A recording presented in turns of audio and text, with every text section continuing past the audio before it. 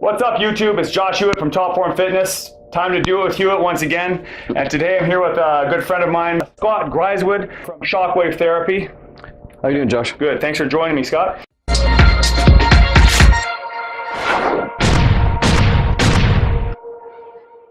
Scott and I go way back to when I was competing in strongman athletics back in my past life, and he helped a lot of the athletes out at the events. And I know you've evolved your career into a lot of different fields. What have you been up to over the last few years? Well, Josh, after the strongman, got into doing some shockwave therapy and been working on research with regards to treatment protocols for shockwave therapy and performance enhancement. Been working a little bit with things like quantitative movement screens and using surface electromyography, force plates, laser gait analysis systems, things like that to quantitatively understand human movement and how we can best change it. Awesome. One thing I wanted to talk to you about today is extension, the importance of extension in our flexion-dominated society, and how that relates to everything from hormones to posture to overall health, etc. What have you been looking at as far as extension? Well, it's one of my favorite subjects because it's not really talked about a whole lot. There's a lot of cutting-edge research going on right now, and I just wanted to say, like, a lot of the things I'm going to talk about today are from a colleague of mine down in Texas. His name is David Lemke, and Dave has studied human movement with surface EMG for 30-some years, and he's mapped the extensor circuit, if you will, and we have a much better understanding of how it works and how we can manipulate change to that circuit now that it's been mapped. And I'll go through some data and case studies with you and show you everything I know about extension today. All right, where should we start? You want to look at posture first? Yeah, let's just talk about basic posture and what that looks like in general in today's society. So basically, you know, it all starts from little kids and putting, you know, tots in chairs. Right? All the way through school and secondary school and so forth. Everything that we're doing in society today is essentially a flexion dominant motor pattern. Everything from driving to eating to sitting to a lot of work, computer and that kind of stuff. And for years we've always tried to study biomechanics and how to change that, and we haven't had a lot of great luck doing it because, as we find out, it's not just about biomechanics or the positions that we're in biomechanically. It's also about emotions and how emotions affect posture, and also what we can do to change that. We have great studies coming out of Harvard that talk about posture and hormones, which reflect on emotions. So when we put the two systems together, we have a better understanding of how to manipulate it and keep better postures and keep better health through our hormonal balance. That's one thing I'm particularly really interested in learning in now that I'm in my 40s is how it relates to hormonal health.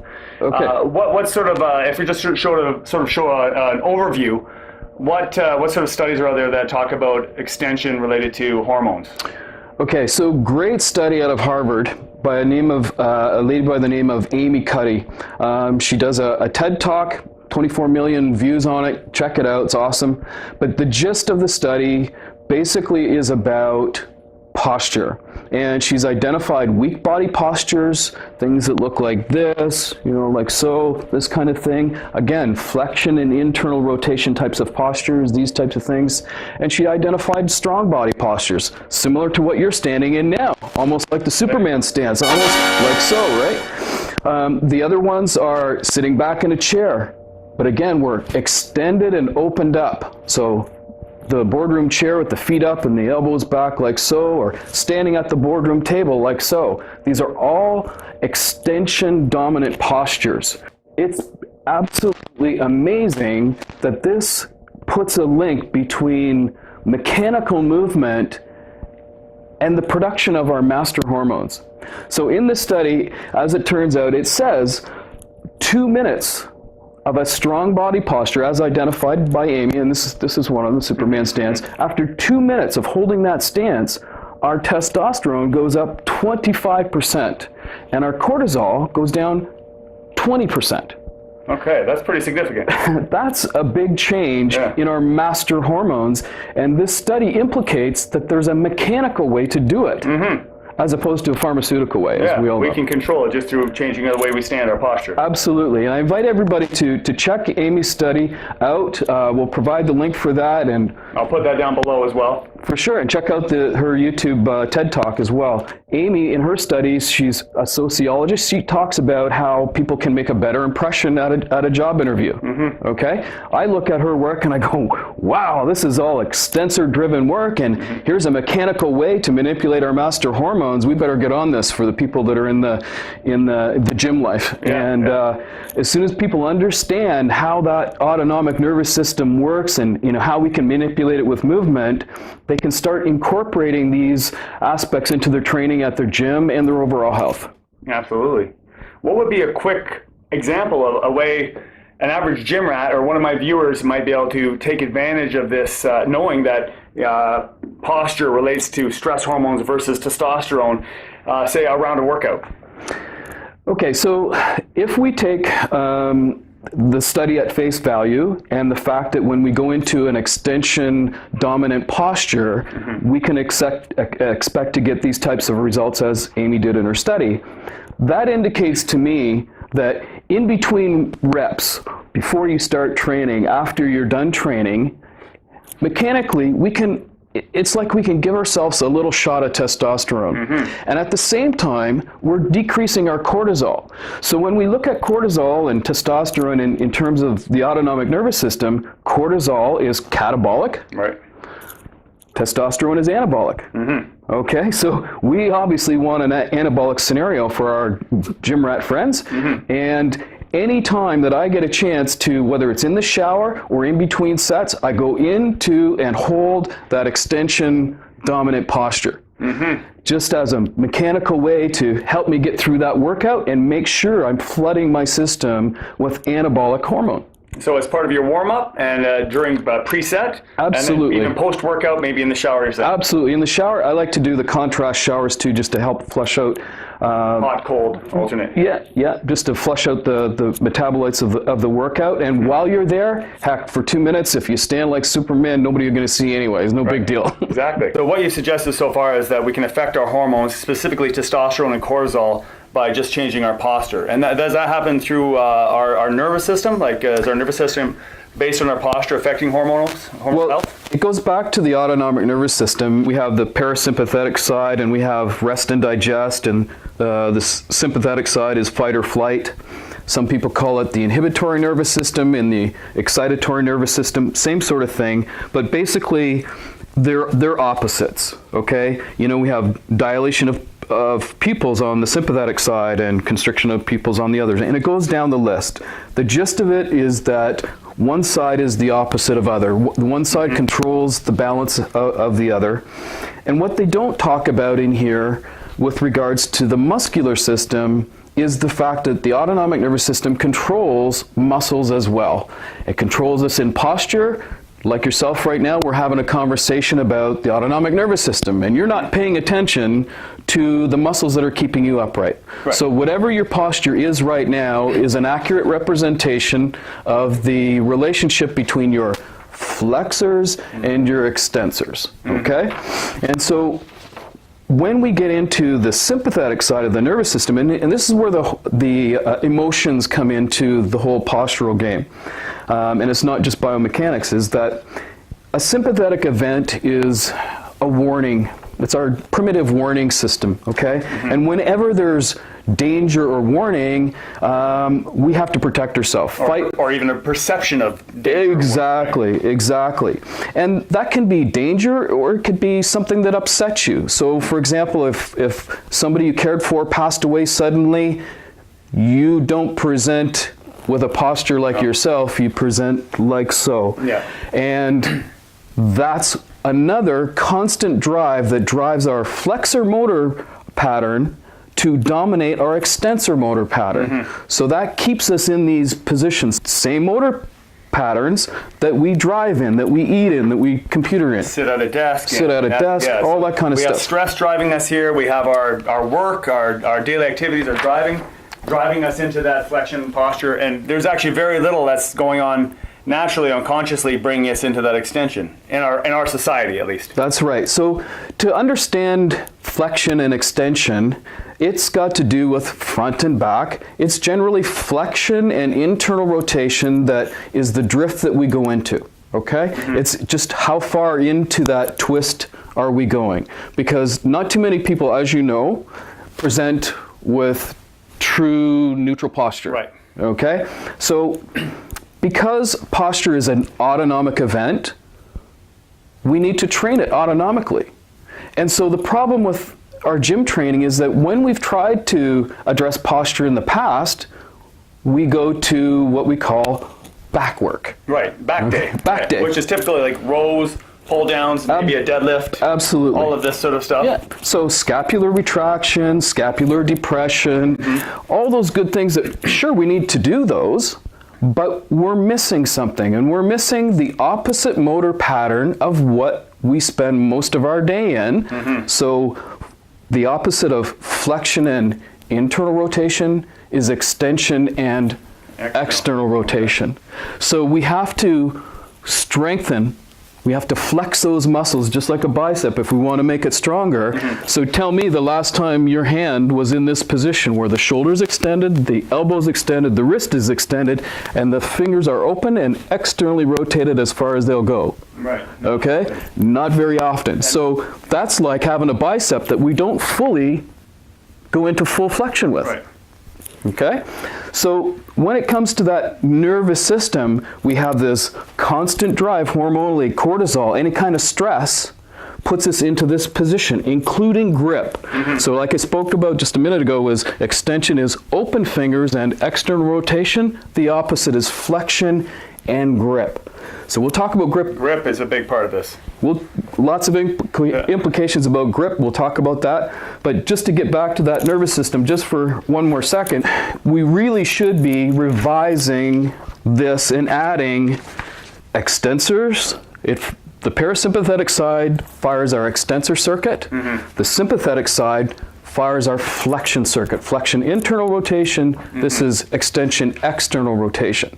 So let me give you an example of how that happens without us thinking about it. Okay? So recently the Cubs just beat the Indians, and if you were an Indians fan, that was bad luck for you. Okay?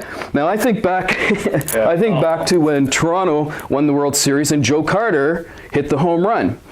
And when I look at that footage, they pan the crowd, and you see people, they're grasping like this, and they're doing this kind of stuff, and they're, Joe can't wait for him to get over, okay? So as soon as, this is the stressful position, this is stress, is he gonna do it? Okay? Then he hits it over the wall, and all of a sudden, without thinking about it, we go into extension. Right. Okay?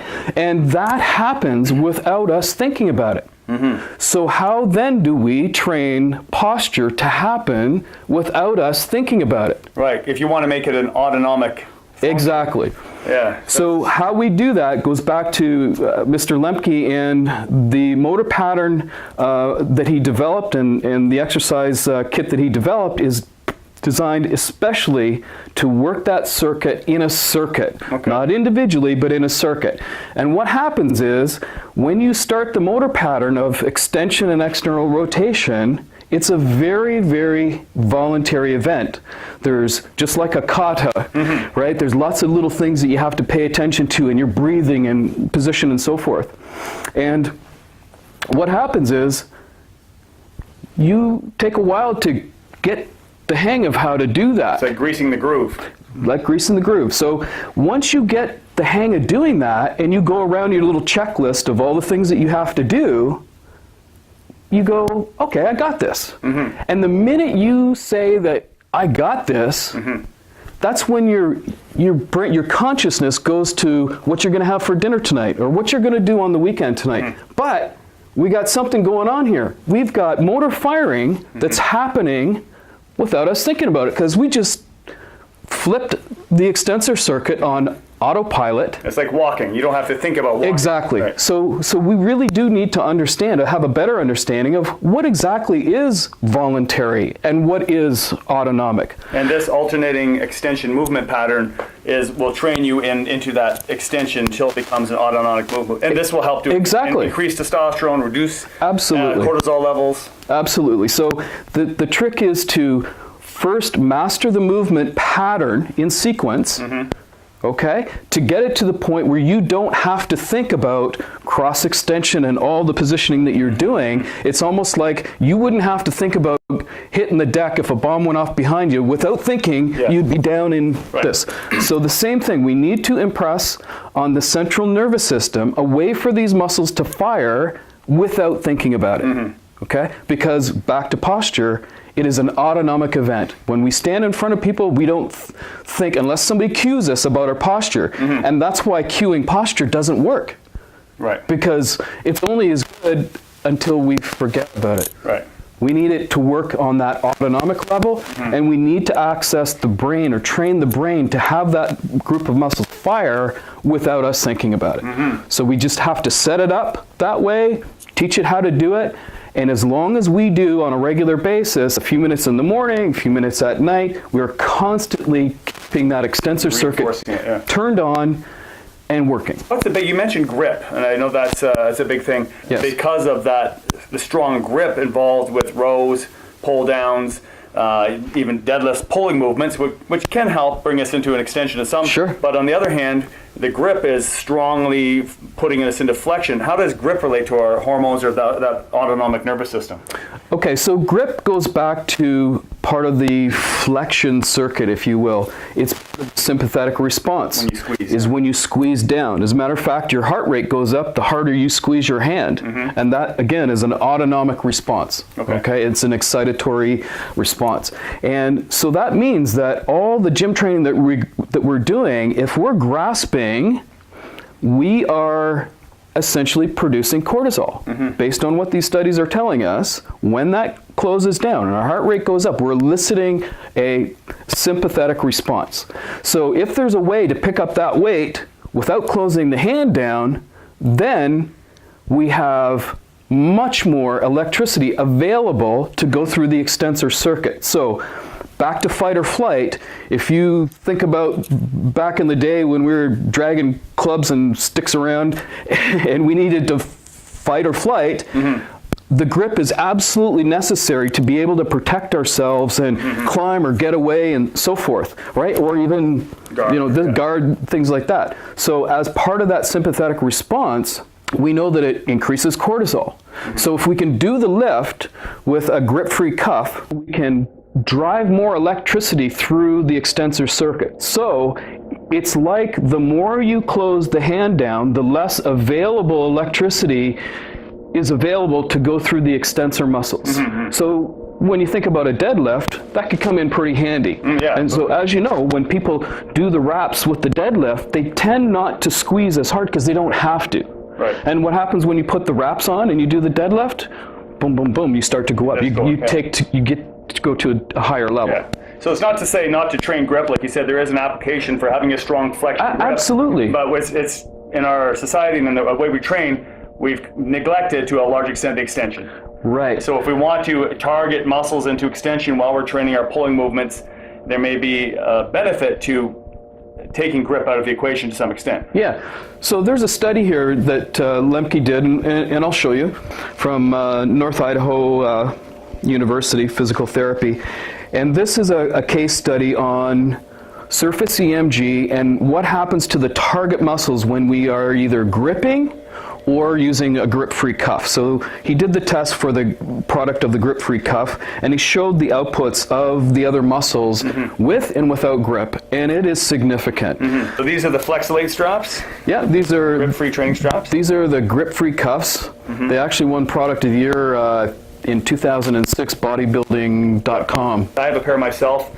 I love them. I use them on my pulling days, on my back days. But they go on the back of the hand like so, wide end covering the back, and we just use resistance like that. So it allows us to extend the wrist backwards and fully ignite the extensors of the forearm. So we talked about balance. When I work with arm wrestlers, that's a crowd that is hugely flexion dominant.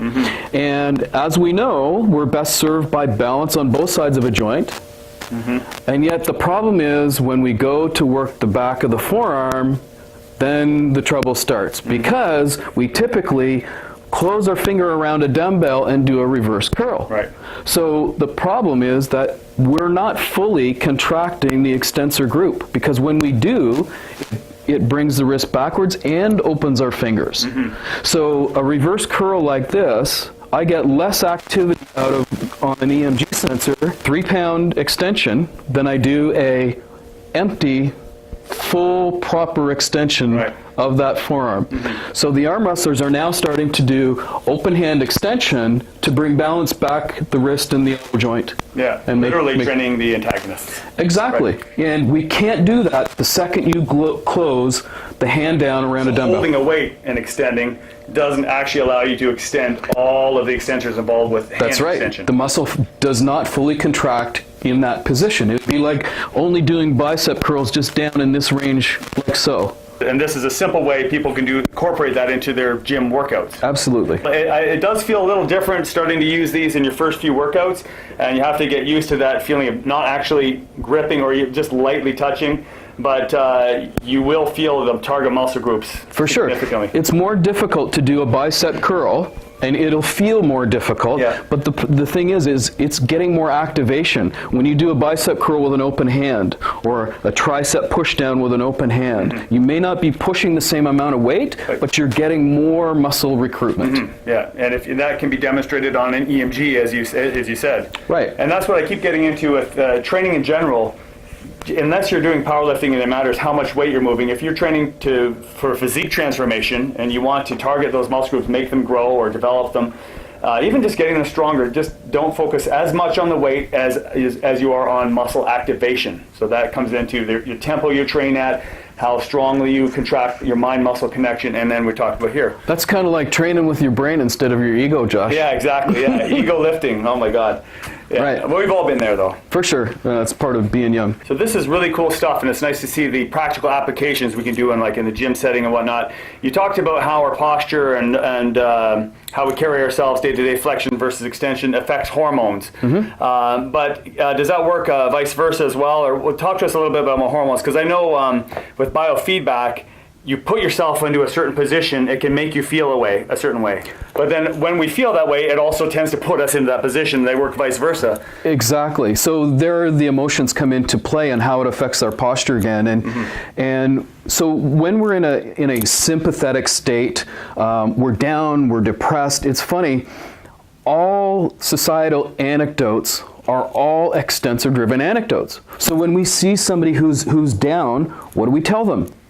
Stand tall, chin up, shoulders back, chin up, grow a spine, whatever it is, but they're all extensor-driven anecdotes. Right. Okay? And that's really important. I mean, we've been around here for several thousand years. We have had some observation capabilities, and that's one of them that anecdotal evidence, I think, is spot on in this particular case. And even Tony Robbins and a lot of his NLP and his motivational speaking talks about change your body posture to change your emotions, right? Absolutely. You know, we're on to something. We're just putting the pieces together with these great studies coming out of Harvard, for example, and with Lemke studies, and it's painting a big picture of how we can control our master hormones, we can control our posture, and what that amounts to from a symmetry standpoint is a subject we hadn't quite touched on yet. And when we search for symmetry, we're looking for balance. So balance isn't just being able to stand on one foot with your eyes closed, although that's an attribute we all need to be able to do. When we're talking about balance, we look at muscle firing, and when we use equipment like surface EMG, we pull reports that look like this, and you can see that this left glute does not fire the same as the right glute, nor do the hamstrings fire equally. So this is a dysfunctional cross-firing pattern, and the issue is that when the extensor circuit is weak, because of all the postural things that we're doing and our emotions and so forth. When they're weak, it allows the hip flexors to dominate that side of the pelvis and roll it forward. Usually it's bilateral with one side more so than the other. We are not symmetrical left to right. When we look at our flexor and extensor relationship and we start to strengthen that extensor circuit as a circuit in the glutes and external rotators, we find that we start to fire more symmetrically. So our front-back relationship affects left to right. Okay. Exactly. All right, that's very interesting. So once we get extensor circuit in order and up to speed, then we fire symmetrically left to right. It's like in that sweet spot. So that saves us also a lot of time if we're thinking of training, instead of training left, right side, more reps on the weaker side, vice versa. Taking care of this extension can help to take care of that That's left right. to right balance as well. And that has definitely a carryover for performance, but also for aesthetics if you're training in physique or whatnot as well, for firing muscle groups that we want to grow proportionally. Right. So when I'm talking about flexor circuit with regards to extensor circuit, and we talk about symmetry, everybody makes fun of the beach body, okay? Right. The guy with all arms and chicken legs, okay? And if we find that funny, we have to pay attention to the front-back relationship. Scott, that's great. That's a lot of information as well. If people wanted to go into a little more in depth or find out more about it, what's the best way to find you online or in person if they want to learn more? Well, they can go to my Facebook page, Shockwave Therapy Center, okay, or they can email me at info@shockwavetherapy.ca. Okay, great. Thanks again, man, for all this. Yeah. This is great information. I encourage you to check out the links down below to learn more. And thanks again for your time, Scott. Awesome. Appreciate it. Yeah. All right, until next time, stay strong.